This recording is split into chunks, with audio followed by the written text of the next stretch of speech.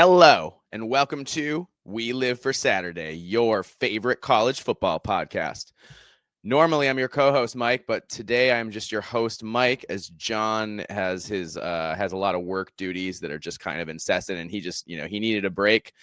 And I apologize for this. I know it's been a while since our last pod. Things have been kind of crazy in my life as well, but it should be smoothed out going forward. So you can expect us to be back podcasting regularly. We won't randomly take any weeks off, at least not until the off season. Then we might take a week off here or there, but for the most part, we will be back to podcasting at least once a week, if not twice, depending on kind of how the games are going and whether the Big Ten has a lot of teams go deep in the playoff or not, and all that kind of stuff. So thank you for joining it. Merry Christmas. It is, I don't know when you're listening to this, but it is Christmas Day here.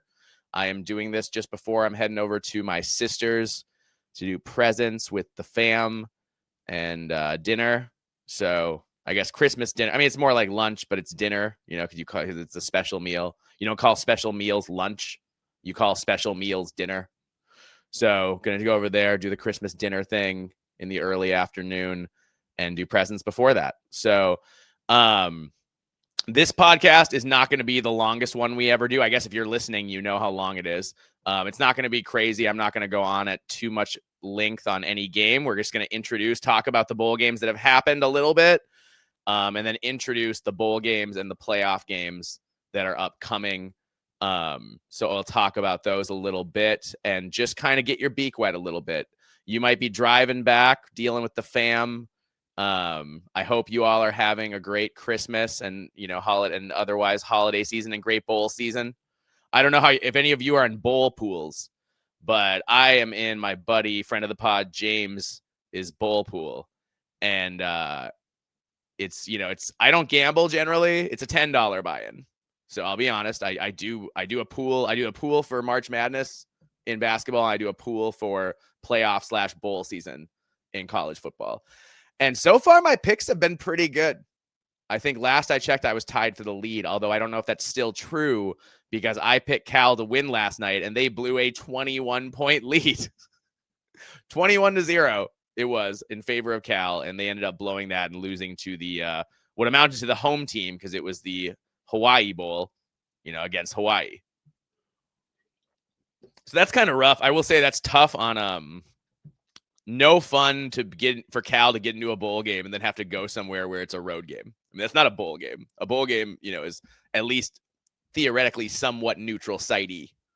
But that stadium was packed, and it was packed with Hawaii fans. So it was a legit home field advantage for Hawaii. I probably should have taken that into account when I picked the game, but the score when it was 21-0, I was like, oh, I picked the right team. But Cal just let off the gas. They just let off the gas. Jaron Chiave, Sagapulatele, their quarterback, he missed a couple throws you had to have. He had one that was for a touchdown you had to have. Guy was open, just short-armed it. So that was no good for them. But so far, so good for the Big Ten.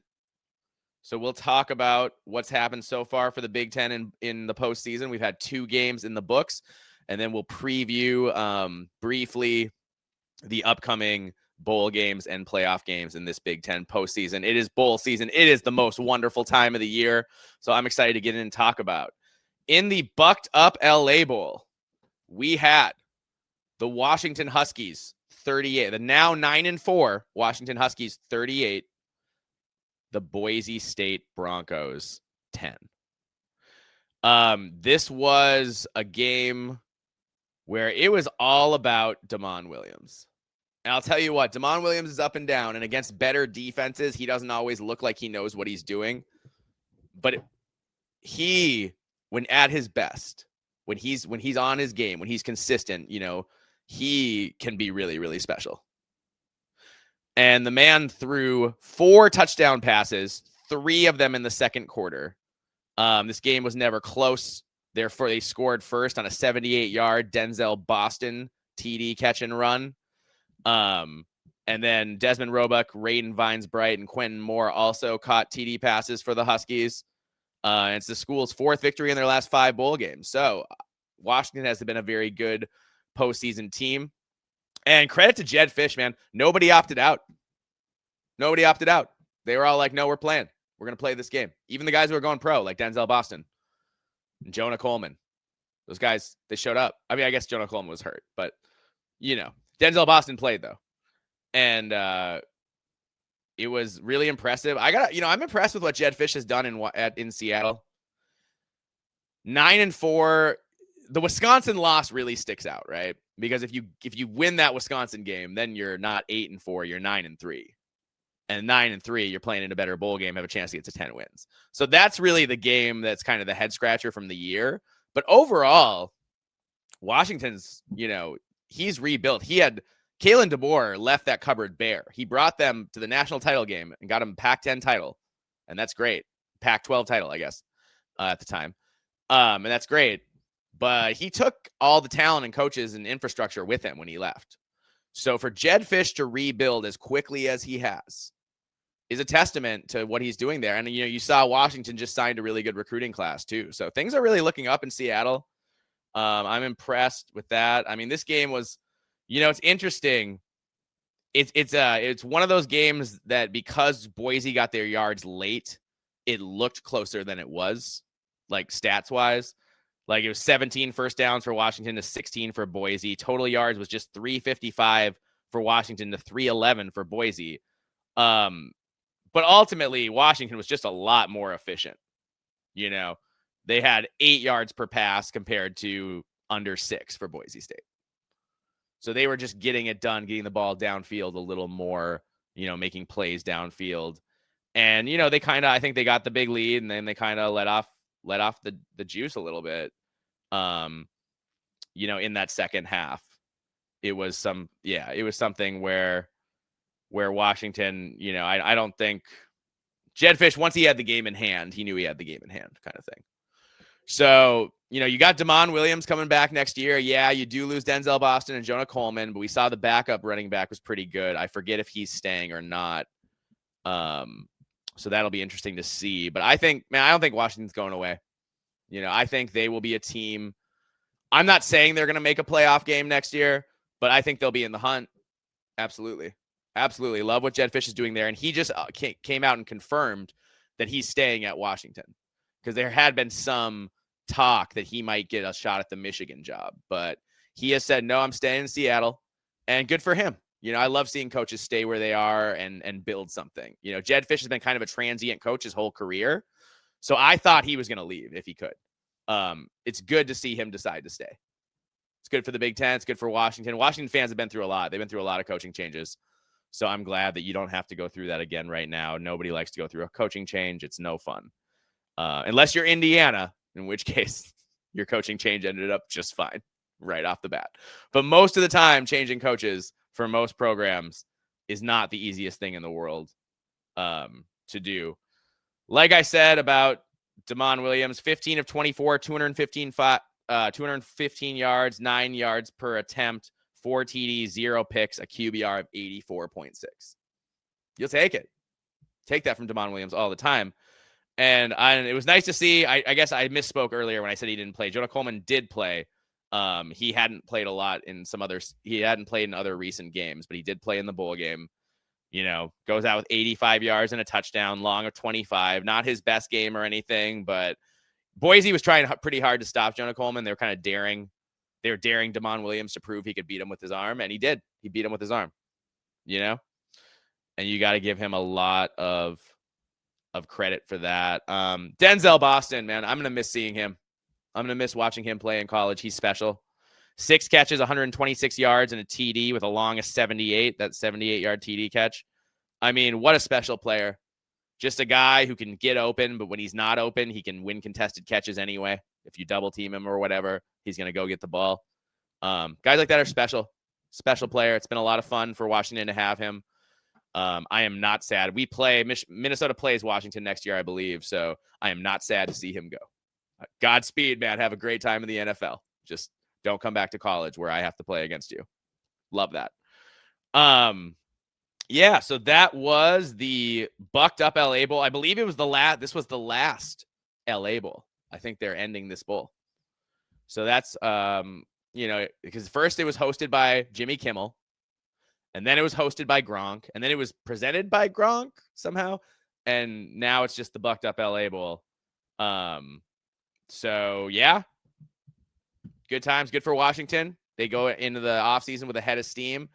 9-4. Like I said, if Washington can get a few pieces, they can pick up a few pieces to replace, do they have someone who's another Denzel Boston? Desmond Roebuck could be that guy. They're not. I don't think Washington's going away under Jedd Fisch. I think they're going to be a problem for people. I think they're going to be a tough out. So I give them a lot of credit. All right, next up, we have the playoff game that everyone was belly aching about. The 12-1, number 5 ranked Oregon Ducks 51. The number 12 James Madison University. Oh wow, I just blanked on their mascot. The Dukes, the James Madison Dukes 34. It was a backdoor cover. I'm not big on gambling, but it was, James Madison scored the touchdowns they scored late in the game for the most part against the Oregon 2s. Like if you look at it, James Madison did not score a touchdown until when they scored their first touchdown, it was 34-6, and it was in the third quarter. At that point, you saw after a couple more punts, you saw Dan Lanning pull his starters and put in the 2s and 3s, and you saw what happened. They got toasted a little bit. James Madison's a good team. They have a good offense. So when he took out his starters, knowing he had the game in hand, I'd say it was really good. It was a really, really good strategy to do that on Lanning's part. I think you got to protect your players. If you give up some extra points and yards, who cares? The only people who care are people who gamble. Or I guess in this case, that's not really, I guess it is technically gambling, the bowl pool, but it's the only thing I do. So I don't consider myself a gambler in any way. I'm not like placing bets on games or anything. It's not something that I gambled exactly once, many years ago, once. And Minnesota's quarterback got hurt in the first quarter of that game. And I said, never again. I'm never placing a real bet ever again. Not doing it. It's bad juju, bad karma, just no good. So that's where I come down on that. But call it what it is. James Madison scored against the backups, which is good for them to get that experience because, if Oregon wants to win a national title, there's going to be more, a few more games. So some of those guys that got that backup duty might be, if someone gets hurt, they could be pressed into playing more in the next couple, in the upcoming game. So in that case, I think the James Madison matchup was good for Oregon as it gave them a chance to, have a tune-up game, flex their offense a little bit and then get guys, off the field early, pretty early in the game. He kept his offensive players in there a lot longer, which I thought was weird. I don't know why you got Dante Moore in there in the fourth quarter in that game. I thought that was kind of crazy especially when you pulled all your other starters, like what's going on? But ultimately, Oregon took care of business. They're a really good team. I think, in my opinion, there are 4 teams that can actually win a national title. We've got more than that left. We've got what? We've got 2 eliminated. So we got 10 teams left. Or 8 teams left, whatever it is. But I think only 4 of them can win the national title. And I would pick them in this order: Indiana, Ohio State, Oregon, Georgia. That's the list. I don't think Ole Miss is going to win a national title. I don't think Texas Tech has enough offense to win a national title. Ole Miss doesn't have enough defense to win a national title. I don't think that's going to happen. So I really think it's going to be a battle of, Big Ten teams in Georgia for supremacy. It's going to be really interesting to see how that goes. I know a lot of Bama fans think they're going to roll over Indiana, but I'm telling you, these Hoosiers are for real. They're for real. And they've got the best quarterback in the country in Fernando Mendoza, and Alabama can't run the ball. Can't run it. Makes them one-dimensional. I think Indiana's going to win. I'm not saying they win it going away or anything. I'm not calling it a blowout, but I do think Indiana's going to win that game. But we will talk about that as we go along here. Oregon, I mean, what can I say? 514 yards, 313 passing, over 200 yards rushing, 7.7 yards per rush, 11.6 yards per pass. I mean, that's as good as it gets offensively. And you can talk about the 2s and 3s letting up on defense, but that doesn't worry me too much, honestly. That's going to happen. Guys who aren't experienced are going to get into a game against guys who are already in the game and warm. So you're going to give up some stuff probably. So I think that's probably a good learning experience for them. And then Dante Moore, man, 19 for 27, 313 yards, that 11.6 yards per attempt, 4 TDs. He did throw 2 picks, but ended up with a QBR of 99.1. Do you know how hard it is to throw multiple interceptions and still end up with a QBR in the high 90s? Yeah. Dante Moore got it done. He got the job done. Absolutely.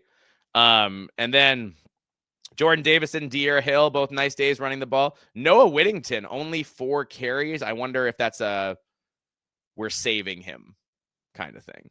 I would imagine that's what that is. Or maybe he's still a little hurt and they're just trying to bait, but like well enough to play and they didn't want him to get any worse. I don't know. It'll be interesting to see that because I think Whittington normally gets more, more stuff in there. And then got to talk about Malik Benson, 5 catches, 2 TDs, 119 yards receiving, 23.8 yards per catch with a long of 46. He's been really good. Decorian Moore, I think we expected him to come back and make a big splash, but maybe they have him ready and a plan for him in the coming games, but for whatever reason, he was just not in the game plan, but it didn't matter. Malik Benson, had a big day. Wide receiver Jeremiah McClellan had a nice day. And then, you got a few catches from the backs and whatnot, but it was mostly Malik Benson, Jeremiah McClellan, and that was how they got the job done. So, good luck to the Ducks. They have a really interesting game against Texas Tech now. Ooh, really interesting game because Oregon is such a tough running team and also, prolific with Dante Moore throwing the ball, running the show. Texas Tech has the best D-line in the country, according to them. According to them and according to a lot of stats, they have the best defensive line in the country. That might make it harder for Oregon to run than it usually is. And that might put a lot on Dante Moore's shoulders. And I'm interested to see how he carries it. I do think Oregon's going to win that game. But yeah, we'll talk about it when we get to it. Moving right along. All right. Those are the Big Ten games that have happened so far. So far, the Big Ten is 2-0 in bowl season. You like to see it in playoff season. You love to see that.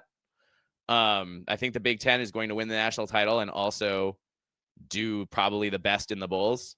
Them and the SEC are going to do the best in the bowls, but I think that the Big Ten is going to win another national title. And that's kind of where I'm sitting. I've kind of been on that hobby horse all year watching the SEC. I just don't. Georgia's the best SEC team. I'm not sure I believe in Gunnar Stockton. And that's my issue. When I look at Indiana, Ohio State, and Oregon, I trust all 3 of those quarterbacks more than I trust Gunnar Stockton at Georgia. And Gunnar Stockton's gotten better. He's not a bad player. Georgia's offense has gotten better as the year's gone on, but they really ride that defense.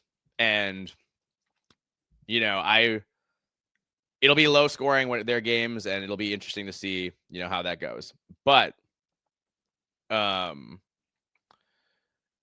we have Friday, December 26th on Boxing Day, the day after Christmas, tomorrow. We have the 7-5 Central Michigan Chippewas playing the 6-6 Northwestern Wildcats in the Game Above Sports Bowl. This is a noon game on ESPN, and the line is Northwestern by 10.5. It started at 12.5 for Northwestern, went down to 10.5. So Northwestern, a comfortable favorite here. We should talk about in these upcoming games. We'll talk a little bit about opt-outs and whatnot, because I do think that, that stuff matters a little bit. I mean, a lot. So we've got Central Michigan's got a good defensive lineman, Cade Costas, in the transfer portal. They've got DN Michael Heldman, who's probably a bigger loss, opting out of this game. But quarterback Angel Flores, who's been hurt a lot this year, is reportedly healthy, is going to play in the bowl game. So that's really exciting for Central Michigan.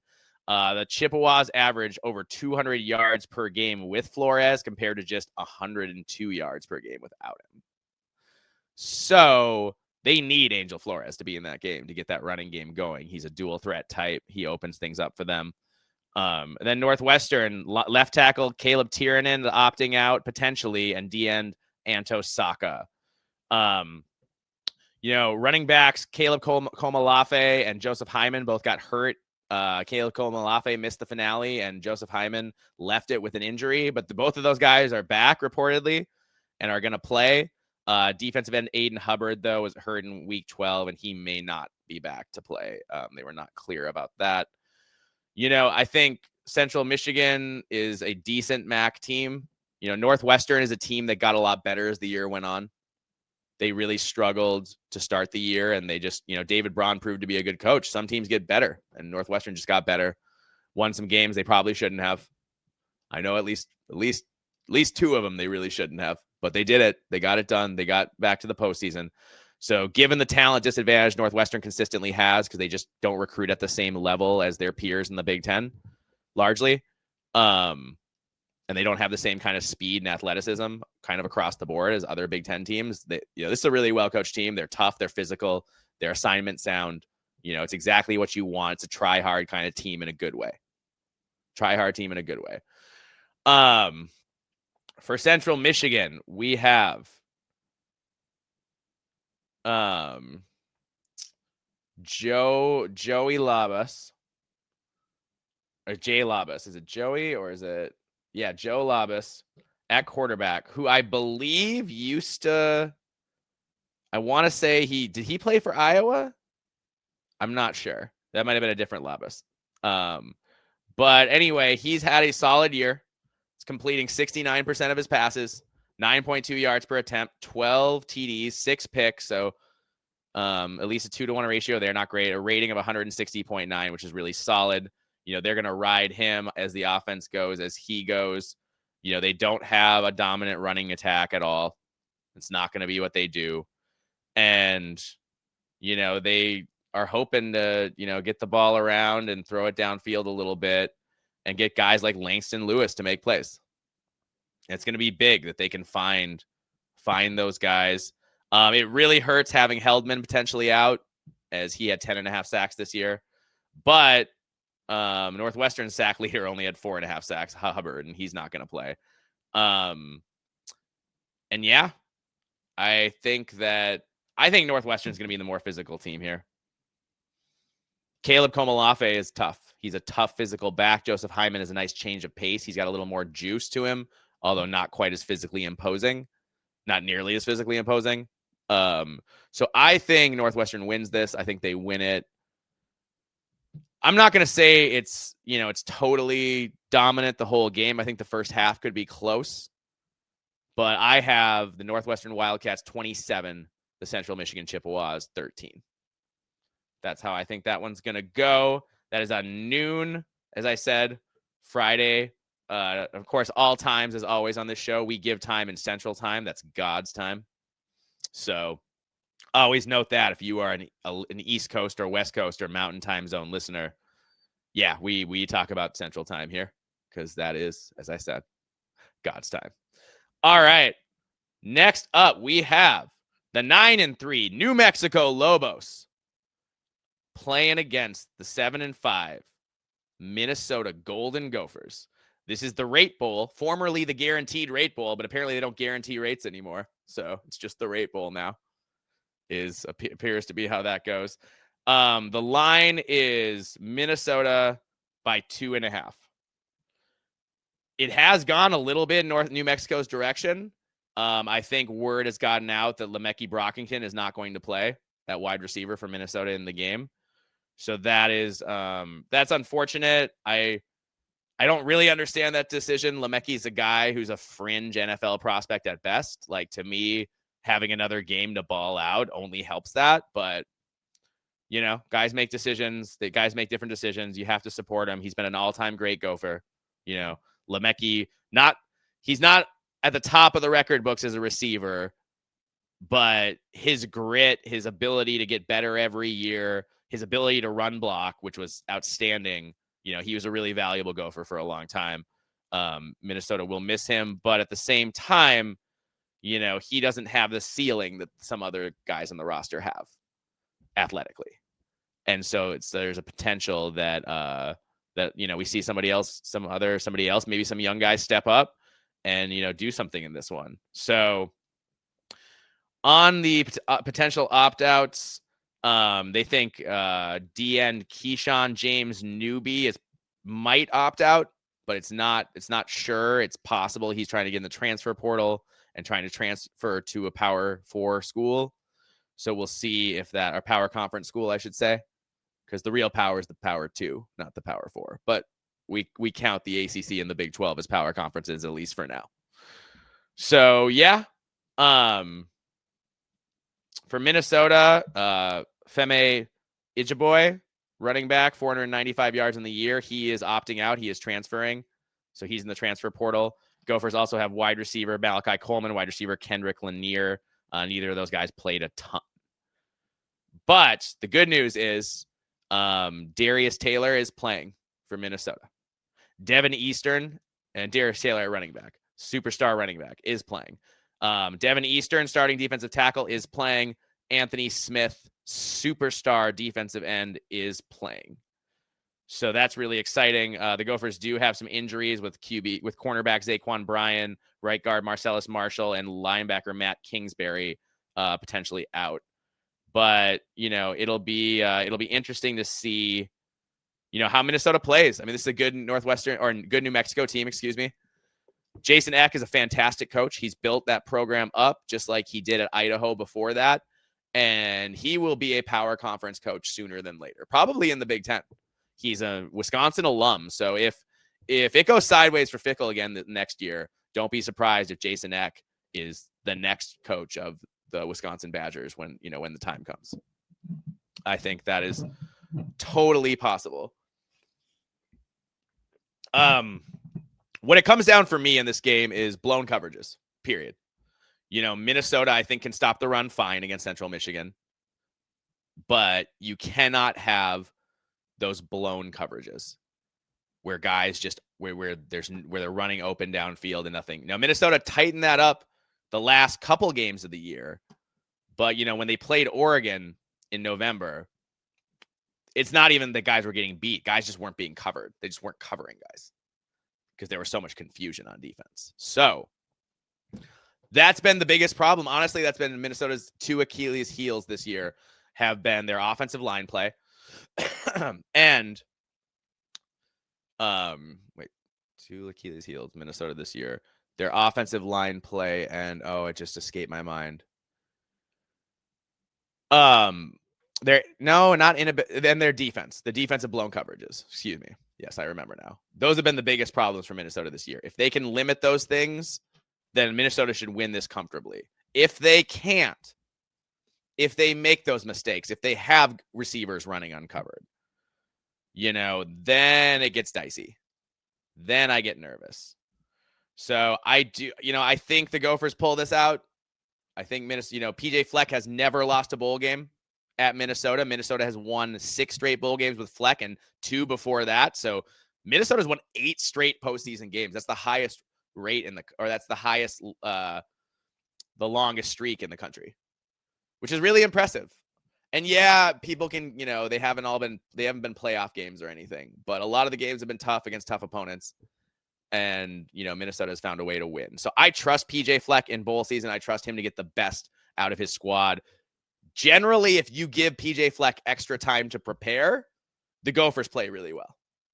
Generally. Oregon this year was the exception.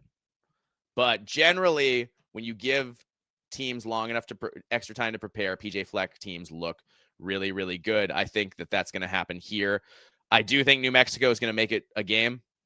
I think it's going to be tight at half, something like 10-7. But I think ultimately the Gophers' size and speed, athleticism differential comes into play. And I've got the Minnesota Golden Gophers 27, the Central Michigan Chippewas 17. So that is what I have for that one. Curious what everybody else is thinking about these games. Please comment on the video. Let us know who do you think is going to win. And all right, here's a game where I couldn't tell you what's going to happen. This next one, the Minnesota New Mexico game also. As I said, 3:30 ESPN. It's right after the Northwestern game on Friday the 26th. Next Big Ten bowl game is Saturday, December 27th. We have the 6-6 Penn State Nittany Lions playing against the 7-5 Clemson Tigers. Before the season started, a lot of people thought those two teams would be playing for a national title. And things didn't go great in either place. Dabo still has his job as Clemson head coach, but James Franklin is long gone from State College. So it has been a really underachieving year. Look, Penn State's got a lot of guys in the portal.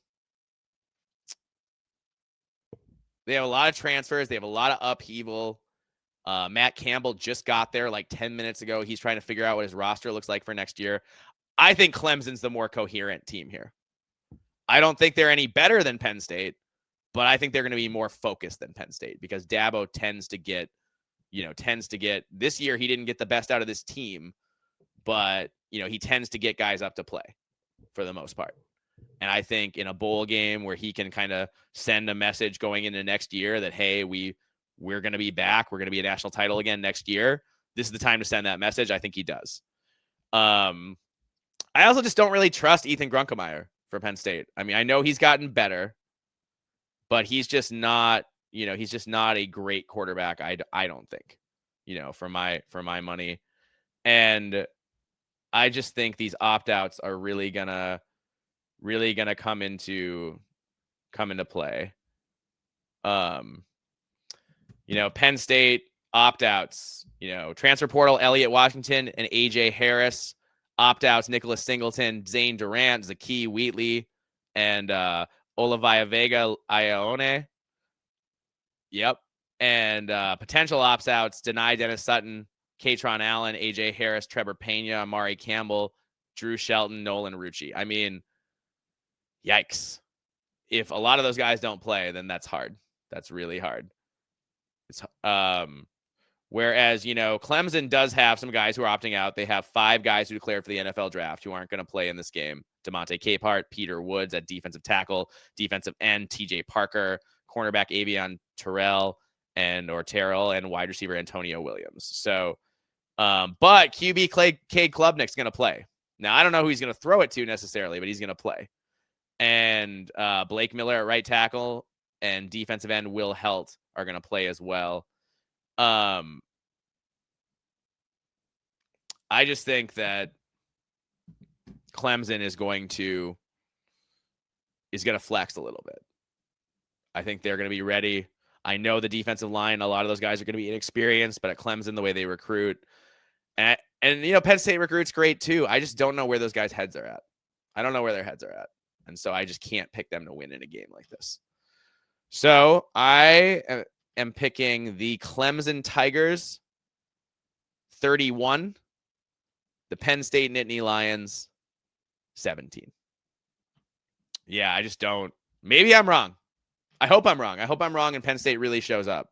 But with so many guys opting out, I just am not sure. I'm just not sure how that's going to go. So that is unfortunate. And we will move along to the next game.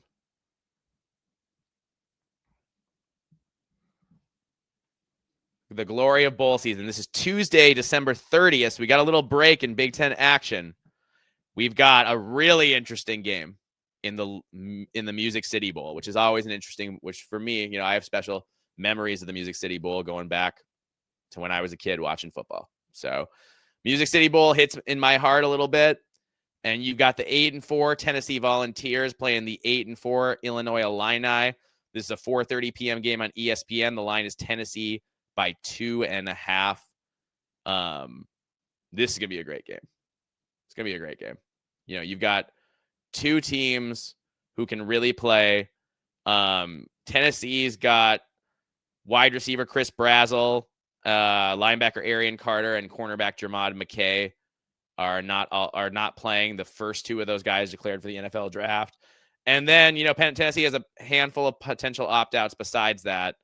Illinois, it's just Gabe Yakas and JC Davis opting out for sure, linebacker and offensive lineman respectively. And then there's some question about Xavier Scott, wide receiver Hank Beatty, and tight end Tanner Arkin, whether they play or not. But Luke Altmaier, the quarterback, is playing. So that's a big deal. Tennessee's talented. They're really good. I would rather have Luke Altmaier than Joey Aguilar. Straight up. I would rather have Luke Altmaier than Joey Aguilar. This is a good and angry Illinois team. They had kind of a weird year as far as things go. They had a couple awkward losses they would want back, games they want back. But, they're a really good team. They're a really good team. And I look back and, they played Ohio State tougher offensively than anybody else has all year. Anybody. They scored 16 points. Nobody else has managed that against that Ohio State defense. The loss to Wisconsin is a head scratcher. The losses to Wisconsin, that one especially is a big head scratcher, and that, kept them from having a higher ceiling. And of course the Indiana debacle where they just didn't show up at all, and they just were not ready to play in that game. So it's been an up and down year for Illinois, but still 8-4 with a chance to get to 9 wins. That's a really good year in Champaign. Bielema, he won 10 games last year, and if he can win 9 games this year, I think he's stacking up, pretty solid seasons, one after another. So that's impressive stuff. Joey Aguilar, he's very good, but he will throw picks. And I think we see that happen here, especially with some of their playmakers opting out and whatnot. So yeah, I think that Illinois is going to win this game. I think it's going to be close. I've got Illinois 30, or we'll say the Illinois Illini 30, the Tennessee Volunteers 27. I think it'll be something like that. I think it'll be really close. But it should be great. All right. Next up, we have later on Tuesday, December 30th, we have the number 16 USC Trojans playing at 9-3, playing the 8-4 TCU Horned Frogs. USC is a 6.5-point favorite in this game. And like I said, it's an 8 p.m. game on ESPN. So that is really interesting. That's exciting. We've got USC, the opt-outs. Lake McCree at wide receiver, big opt-out. Jacoby Lane, big opt-out. Wide receiver Makai Lemon, big opt-out. Eric Gentry, big opt-out at linebacker. Safeties, Kamari Ramsey, Bishop Fitzgerald. So you got a lot of guys not playing for USC, but you do have one guy playing, and that's Jaden Mayaba. And USC's got talent. There's young guys at wide receiver who can ball, who just haven't had the chance yet because they were behind Makai Lemon and Jacoby Lane, who are great players. So I kind of think, that, and USC, Jakeem Stewart still hurt, so he can't play. They've got some other guys who are banged up. Now, running back Wayman Jordan might be able to come back, which would be exciting because he's a really explosive player. It definitely, as good as King Miller was when he was gone, they missed Wayman Jordan. They did. And there's some intrigue in that defensive coordinator Danton Lynn will not speak to the media this week after previously being scheduled to. There's been some speculation that Danton Lynn's going to leave USC for a different job as defensive coordinator. So that'll be interesting to see. And, TCU, but their quarterback, Josh Hoover, entering the portal. So they got Ken Seals under center. They've got a bunch of opt-outs too, tight end, wide receiver, a couple safeties, D-end, linebacker who could, and then they've got some injuries too. And also, they lost offensive coordinator Kendall Briles, who will now be the offensive coordinator at South Carolina. And I can't believe the Briles family can get work still. It's wild after what they did, but whatever. It's Christmas. I'll let it go, I guess. But it's a weird thing. I mean, I just think with Josh Hoover out, I think Mekhi Lemon or I think not Mekhi Lemon. He's not playing. I think that Jaden Mayava finds a way. I think he finds a way. I think USC is still going to be able to run the ball. They're still going to be able to, have Jaden Mayava create and make plays downfield, make time for guys to get downfield and hit them in stride and all that kind of stuff. So I think USC wins. I don't think it's that close. Honestly, I've got the USC Trojans 34, the TCU Horned Frogs 17. All right. Moving right along, we have the ReliaQuest Bowl featuring the number 23 ranked 8-4, the only, I believe, ranked 8-4 team, 23 Iowa Hawkeyes against the number 14 ranked Vanderbilt Commodores. Vandy is a 5.5-point favorite. This is an 11 a.m. This is Wednesday. This is on New Year's Eve, Wednesday, December 31st at 11 a.m. on ESPN. And it's really exciting. Vanderbilt, honestly, should have been in the playoff at 10-2, I think. I think they should have been in. I think they deserved it. I think they had a good enough season. I think there are a couple SEC teams who deserved it less than Vanderbilt did. So I feel for them. And then Iowa should have made a playoff run this year, but they tripped over their dick a couple times, and it just didn't go great. Their Washington State loss, or not Washington State, the Iowa State loss was kind of, as good as Iowa State was, I just thought that was kind of inexcusable with how good they are this year. And then, of course, and like you can forgive the Indiana loss, you can forgive the Oregon loss, but they needed to get either Oregon or USC. One of those two, potentially is what they really needed to have. But that Iowa State loss just kind of hung over them all season because it put them out, once they lost to Indiana, then they were, pretty much on the edge of being out of the playoff race. So, yeah, I think that Iowa State loss is the one that sticks out. And the Indiana, they had their chances against Indiana for sure. It was only 20-15. Iowa had, Iowa could have been 11-1. They could have been 10-2 or 11-1. They just didn't. They weren't able to close late in those games. But they were a very good team. They have an extremely good offensive line. They won the Joe Moore Award. And then you've got a really strong rushing attack, as always, and with Mark Gronowski as a number in the run game. All of that said, Diego Pavia is playing for Vandy. And he is one of the most electric quarterbacks in the country. I think this is really close. I think that this is an epic bowl game. I'm going to get my popcorn. I don't know who's going to win. I picked Vandy in my bowl pool, but I could easily see Iowa winning as well.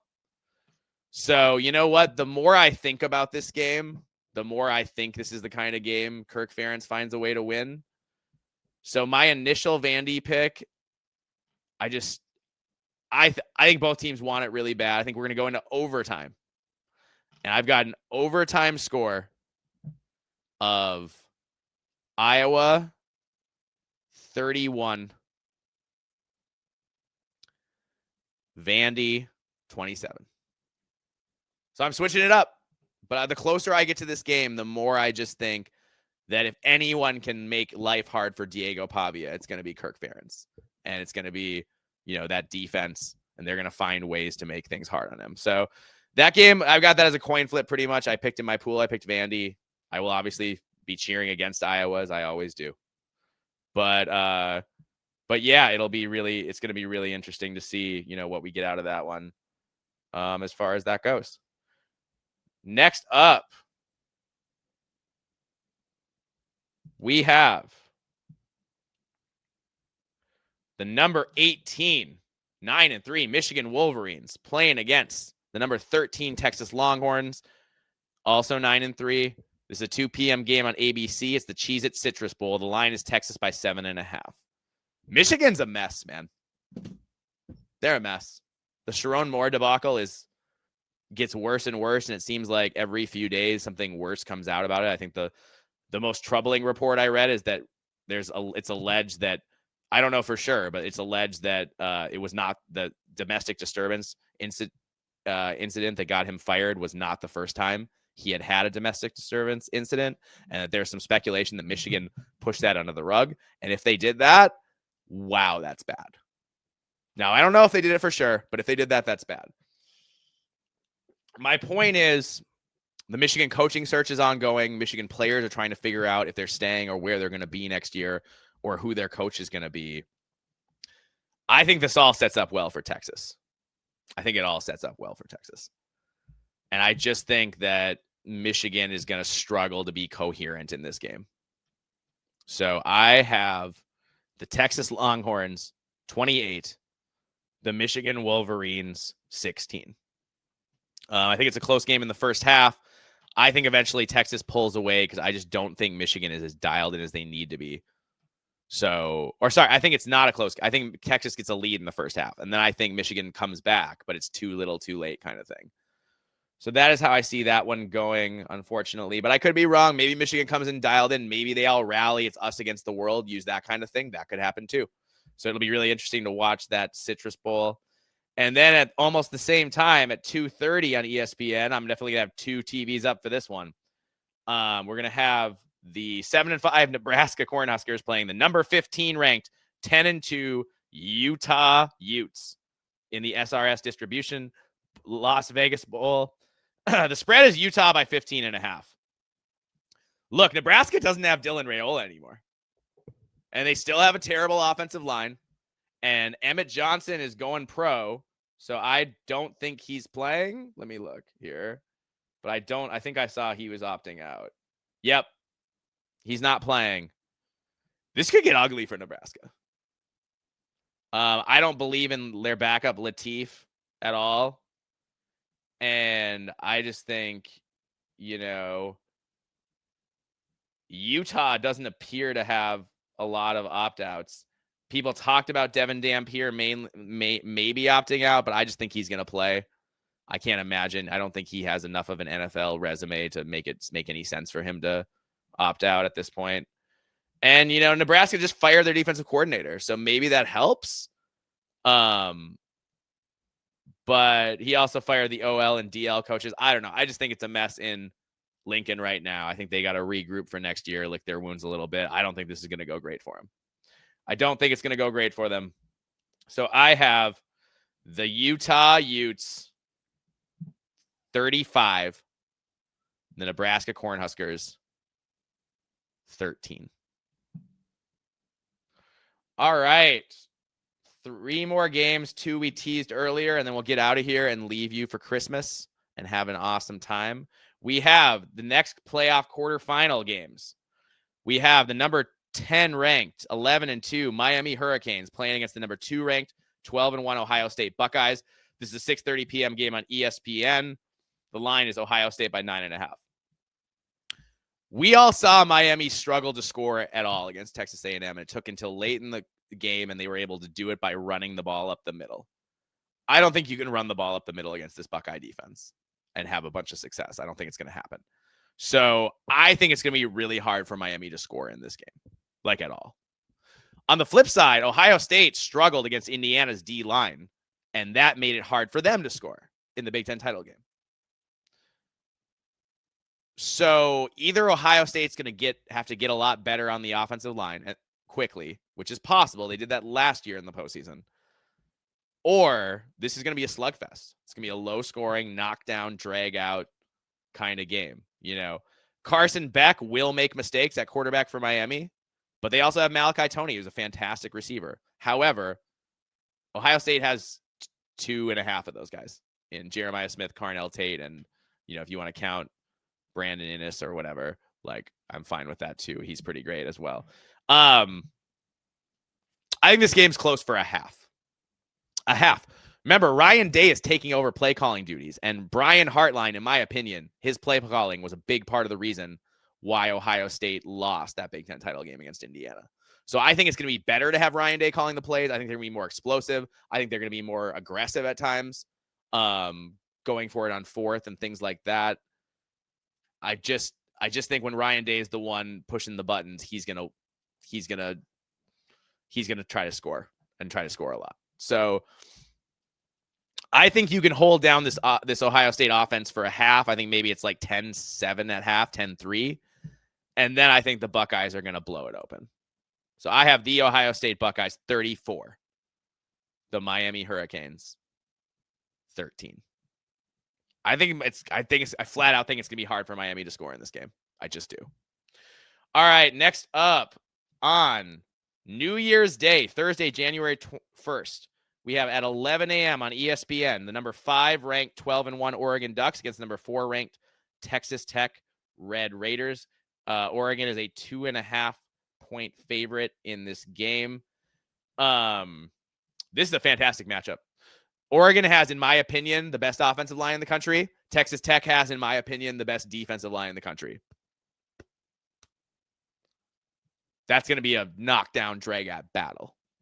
The difference is that I don't trust Texas Tech's offense. I don't trust Baron Morton, I believe is their quarterback. Or am I think that's who he is, right? I'm right about that. Yeah, Baron Morton.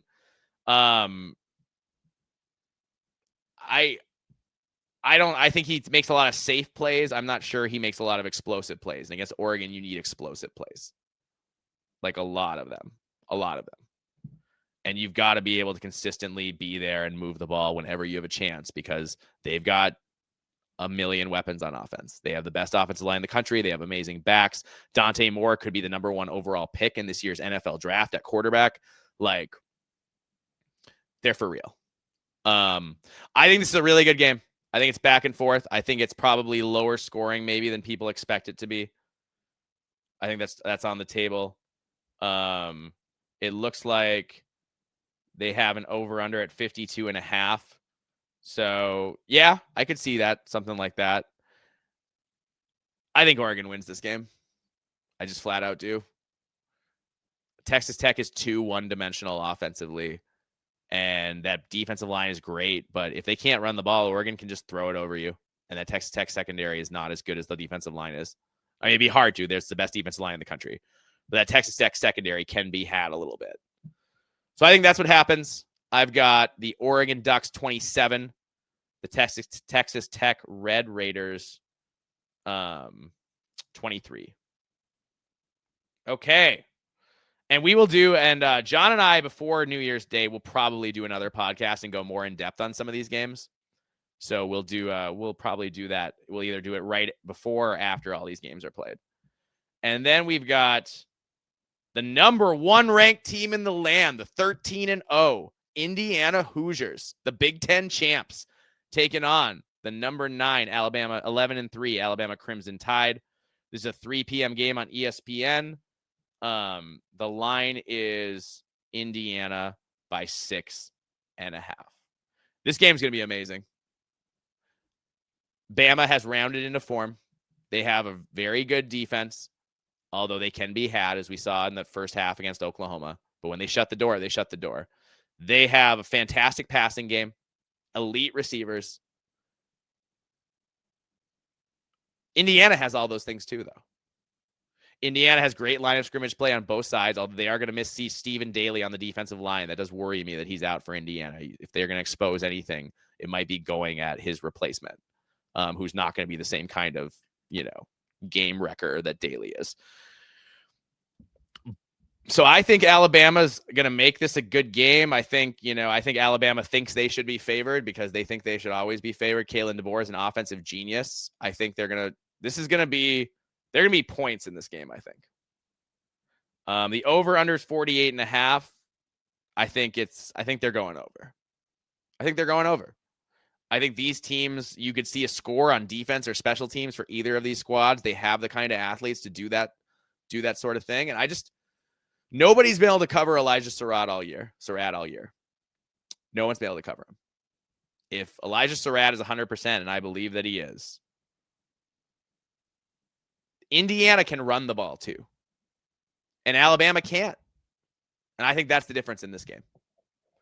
So I think it's very close, but I think they grit it out. I think I've got the Indiana Hoosiers 34, the Alabama Crimson Tide 27.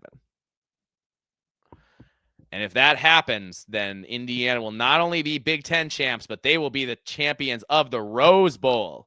Sorry, I didn't mention that the Oregon Texas Tech is the Orange Bowl, Miami Ohio State the Cotton Bowl, but Indiana, Alabama is the granddaddy of them all, the Rose Bowl. Every Big Ten fan's dream is to go to the Rose Bowl and see their team win the Rose Bowl. So I'm happy for all the Big Ten Indiana fans who get to go do that. I want to hear about it. Let me know when you're going, like, get in our comments. We'll probably have a pod before then, but like, let us know if you're going. I'm really curious. I know John is too. All right, guys, I got to go celebrate Christmas with my family. I hope you are all doing the same as well. Merry Christmas. Peace and love to all of you. I hope your Christmas holiday is amazing. And like I said, we'll put out something more before New Year's Eve that goes more in depth on some of these playoff matchups and the other New Year's. We might go more in depth on some of these a little bit. So watch out for that. And I hope you all are safe and happy and healthy and celebrating with your loved ones around you. That's what I wish for all of you on this Christmas day. Take care, and we'll see you in the next one.